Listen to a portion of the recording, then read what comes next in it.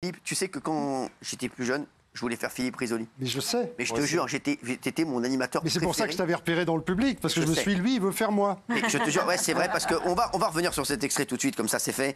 C'est vrai que tu animais le Juste Prix, célèbre jeu. Et en fait, il y a des potes, j'avais 18 ans, et il y a des potes qui m'ont dit, on va faire un kiff, on va aller au Juste Prix. Ouais. C'était dans le public. Et en fait, pour le Juste Prix, vous passez devant... Tout le public arrive et en fait il y a des gens du casting qui disent tiens, lui on va peut-être le faire jouer, lui aussi, et donc j'étais avec plusieurs potes et on voyait qu'on n'avait pas été sélectionnés. Donc on s'est dit on va foutre le bordel dans le public. Et en fait, c'est étonnant. Il enregistrait, au départ c'était la finale. Et après on faisait les autres jours de la semaine. Il enregistrait la finale et il y avait un mec qui avait gagné plein de trucs, donc il énumérait à chaque fois ce qu'il avait gagné le mec. Donc à chaque fois il disait, je sais pas, un mini à Schwarzschild, un mini à Schwarzschild, et on gueulait comme des fous. Et à un moment, il y a Philippe qui voit des oufs en train de gueuler, qui fait, venez là tous les deux. J'étais avec mon ami Olivier Gabisson, qui était lui qui commençait à travailler déjà, il était, vous allez voir, il était commercial. Vous allez voir la cravate, vous allez tout de suite comprendre. Il avait une cravate avec des téléphones, hein, donc voilà. Et c'est vrai que Philippe, je suis rentré chez moi. J'ai dit à ma mère, j'ai parlé à Philippe Risoli, ma carrière est lancée. Je te le jure que c'est vrai. C'est mignon. Je te le jure, mon fils. Ce n'était pas faux, finalement. Mais attends, c'est incroyable. Quand on regarde où t'en es maintenant, mais Philippe, je te jure, c'est que ça, c'est un souvenir incroyable. Et j'étais reparti avec un livre des records. Bah, c'est bien. Et je l'ai gardé. Je l'ai toujours, je peux te dire. Je le lisais tous les soirs. Je connais tous les records. Hein. Non, mais je te dis, le mec qui casse des noix avec son cul, tout ça, je connais. Regardez, c'est parti. Allez, venez là, venez les deux là. Les deux, venez voir. Je vais vous montrer pour. Venez tous les deux, oui, tous les deux, venez. Alors vous allez me faire la même ambiance, on va faire une petite interview de Carlos et vous me faites la même ambiance que celle que vous mettez dans le public actuellement. Hein. Carlos, bonjour. Bonjour Philippe. Vous venez d'où, Carlos? Je viens de Berlétan.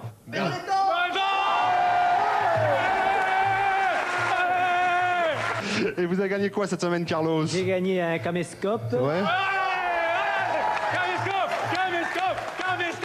Et un équipement d'équitation. D'accord.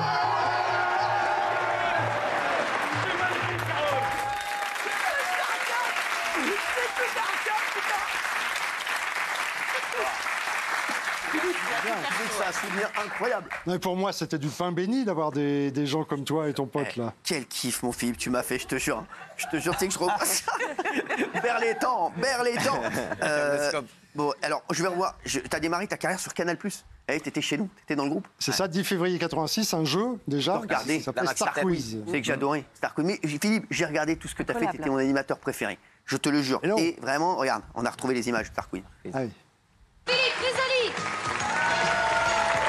Alexandra, bonsoir. D'abord, Alexandra dit Olivier a gagné 34 500 francs. Il fait oui, j'ai gagné 34 500. Et c'est notre champion, Olivier. Nous lui opposons ce soir Bérangère et l'autre B de la soirée sera Bernard. Pour les départager tout à l'heure en fin d'émission, 3 invités vedettes. Nous avons eu Cabu lors du récent Star Quiz, du dernier Star Quiz. C'est Dorothée qui vient nous rejoindre ce soir. Nous jouons également avec Marie-Christine Debourse. Coucou. Et enfin avec Henri Guibet. Le voici. Voilà.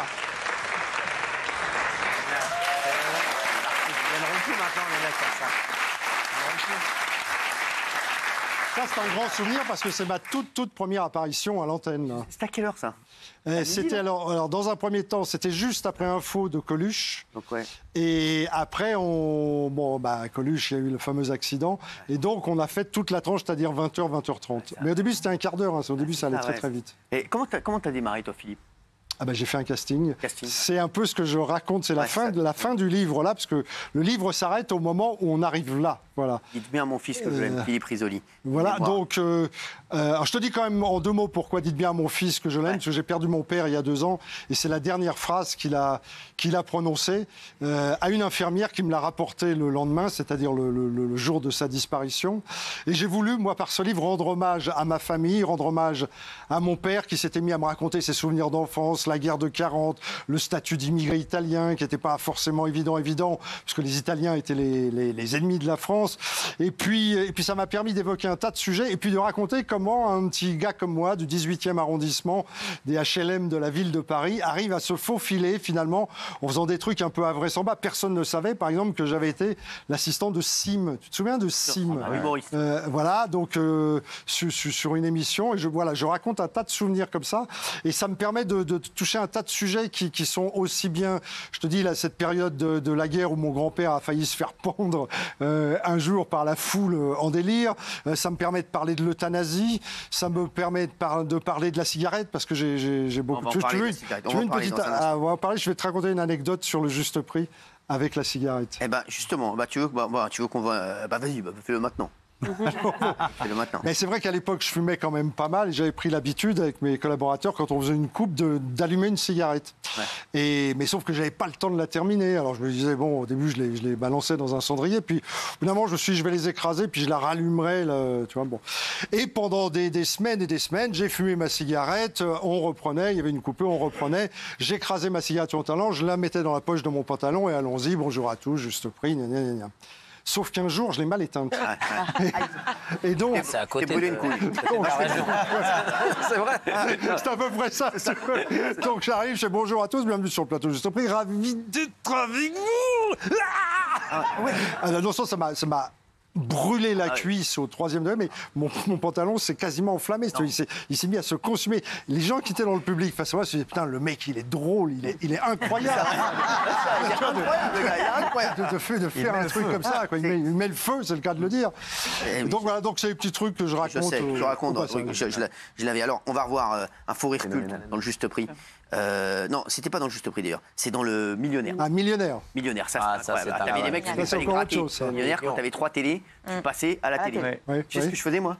Non. Il faut pas le faire. Mais moi, je vendais les tickets de millionnaire. Des faux millionnaires. Ouais. Non. Je te jure. Faut pas le dire. Ça y est, c'est. Faut pas le faire. Faut pas le faire. Faut pas le faire. Parce qu'il fallait 3 télés. Et en fait, moi, j'avais fait un truc où j'essayais de faire vraiment 3 télés, tu vois. Et voilà, et je les revendais 10 balles au lycée. Et les mecs passaient jamais à la télé. J'ai dit, il doit y avoir une erreur. Voilà. Regarde, mais c'est vrai, regarde. Voici Marc qui fait son entrée sur le plateau du Millionnaire. Bonjour Marc. Je suis obligé, parce que c'est le règlement, de vous dire que vous avez le choix entre 2 boules. Je reviendrai plus. Hein. C'est sympa, Millionnaire, franchement. Oh, franchement, oui. Oh, tu peux pas m'arrêter. Oh, j'ai mal au ventre.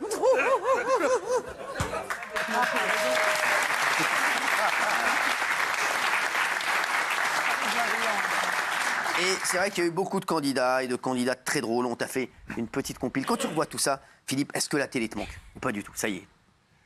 Non, mais quand tu fais ce métier comme tu le fais, comme j'ai eu l'occasion de le faire, comme vous le faites, évidemment que tu as ça dans la peau. Je veux dire, tu te dis pas un moment, tiens, je vais arrêter, je vais passer à autre chose. Tu ne passes jamais à autre chose. Ah ouais? Non. Non, pas tu ne passes jamais à autre chose. Je fais d'autres choses. Je fais du théâtre, j'écris ce livre, sûr, je fais plein de trucs, si tu veux. Mais tu peux pas te dire, non, moi je reste téléspectateur comme je l'étais, de la façon dont, par exemple, je te regarde. Si ça me plaît pas, je zappe, je passe sur autre chose. Je connais pratiquement tous les programmes. Quand Gilles Verdez parle. Alors, quand Gilles parle... Oui, tu sapes, je sais. Gilles, que j'ai eu l'occasion de rencontrer dans différentes manifestations, qui, d'ailleurs, je le dois dire, n'est pas tout à fait le même en extérieur. Il est gentil en extérieur. C'est quand on met en intérieur. C'est un amour. Mais Philippe, comment ça s'est arrêté? Je me rappelle plus en fait. Quand est-ce que ça s'est arrêté pour toi? Alors, en fait, la fin du Juste Prix, c'est 2001. Ça, c'était prévu puisque c'est l'arrivée de l'euro. Donc, on se retrouvait à estimer des cadeaux en euros. Ça devenait un peu compliqué. Bon, il fallait absolument faire un break. Sauf que, alors, je vais le redire encore, mais sauf que j'avais plusieurs projets. J'étais sur plusieurs projets d'émission, soit une variété. Mais est arrivée la Star Academy, donc ça me coupait la route de la variété, qui pourtant était initialement prévue, soit une émission caritative, puisque mon boss de l'époque me disait, t'es un type, t'es fédérateur, on t'écoute, quand tu te mets à parler, t'emmènes les gens avec toi, on va faire une émission le dimanche après-midi, et pour les associations, voilà, et ça va se passer. Et puis en fait, ça s'est pas passé comme ça. Donc à ce moment-là, c'est vrai que ça devient un peu compliqué, mais ça, je le raconterai dans la suite. Je raconterai, alors, attention, avec aucune aigreur, aucun regret, mais je vais le raconter avec humour. Mais je raconterai, par exemple, la façon dont quand tu fais partie de ce métier, invité à toutes les premières, t'es au premier rang. Si tu viens pas, on s'inquiète, on dit, mais alors pourquoi t'es pas là? Avec tu sois là, t'as 2 places vides, fait absolument que tu viennes. Puis bon, du jour au lendemain, alors. Pendant un certain temps, tu es encore invité, parce que quand on arrive à ton niveau, au mien à l'époque, on se dit, il va rebondir, tu vois, il va revenir. Donc, on préserve un petit peu la suite, tu vois. Puis, à un moment, tu es encore invité, mais alors, tu n'es plus au 4e rang, tu recules, si tu veux. Tu vois, au fur et à mesure du temps, tu recules. Et puis, à un moment, tu n'es plus invité. Puis tu te dis, merde, j'aurais bien vu ce...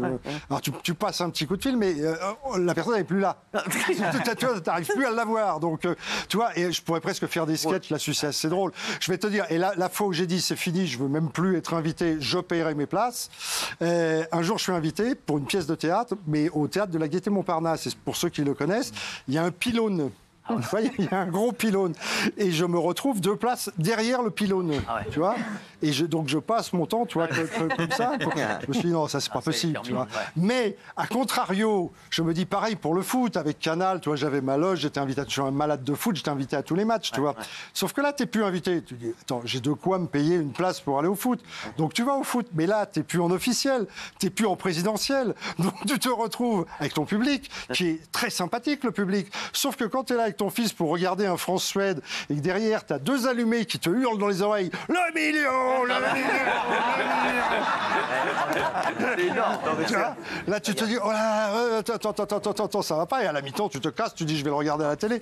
Donc, c'est sûr que tu as un petit bouleversement quand même dans ta vie. Mais je tiens à Tu sais préciser. que je peux écouter tes anecdotes comme ça. Ah bah, tu peux. Mais ça sera un 2e livre. Non, mais tu vas nous en parler maintenant. Moi, je veux écouter. Philippe Rézioli reste avec nous. Franchement, j'adore. Je dis que j'adore quand tu me racontes des histoires comme ça. Quand tu me racontes d'autres histoires, même là sur TF1 et tout. Parce que toi, tu faisais des cartons d'audience. Tu faisais combien? Ouais, pour te donner un ordre d'idée, le juste prix, la finale du dimanche, c'était aux alentours de 12 millions. Dingue. Aux alentours de 12 millions. Le millionnaire, c'était des 6-7 millions. Tu sais, attends, il n'y a pas de secret. Si je suis resté populaire alors que tu peux aller mettre à la télé, je participe rarement à des émissions. Tu ne me vois pas, en fait. Parfois, je suis invité, mais maintenant, j'ai coutume de dire, j'y vais pour de bonnes raisons. J'ai pas envie d'être là, assis, à attendre. D'ailleurs, qu'est-ce que je te racontais tu disais, 12 millions. Oui, voilà, c'est la raison pour laquelle, malgré le fait qu'on ne me voit plus, je reste globalement assez populaire. Parce que c'était des audimates absolument énormes. Donc ça date un peu, mais heureusement pour moi, ils ne sont pas tous morts, tu vois. T'as fait combien d'années? Comment? T'as fait combien d'années de quotidien? Écoute, j'ai commencé en quotidienne donc le 10 février 86 sur Canal et j'ai été en quotidienne sans interruption jusqu'au 31 août 2001. Ouais, donc ça fait quand même. Alors ça, 25 ans de quotidienne, t'as fait? Ouais, à peu près. Ouais, 15 ans, mais on parle toujours. Même en 10 de plus. On parle toujours effectivement du juste prix du millionnaire, mais il y a eu des gros cartons comme Succès Fou que je présentais avec Patrick Roy, Christian Morin, la nouvelle affiche dont tu as parlé tout à l'heure, et d'autres encore. Interville, par exemple. Interville, j'ai des images. Je vais t'en montrer dans un instant. Avec le vrai, avec Guy Lux. Exactement. Eh, Coco. À tout de suite.